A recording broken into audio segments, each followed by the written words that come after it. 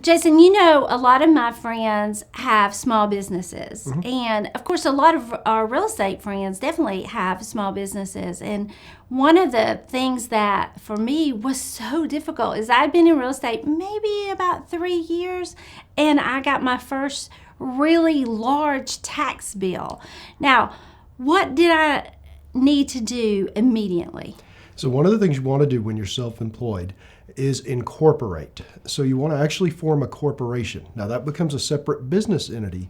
And this is where it's a little tricky, but you pay yourself a salary. So Jenny gets a paycheck from herself once a month. Sometimes I think I deserve more, but... And when you do that, that allows you to pay your self-employment or your payroll taxes to yourself, or your company actually to pay them.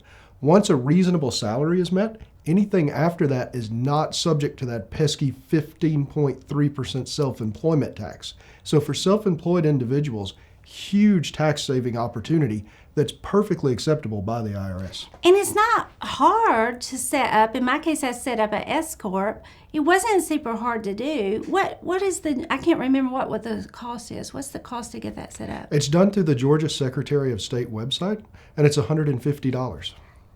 I promise you I saved more than $150. So if you've not started an S Corp, and there's other different ways incorporation, but is that the most common? That's the most common. You could also just form an LLC and file forms with the IRS to be taxed as an S Corp.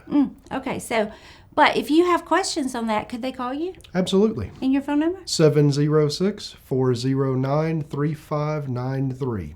Perfect.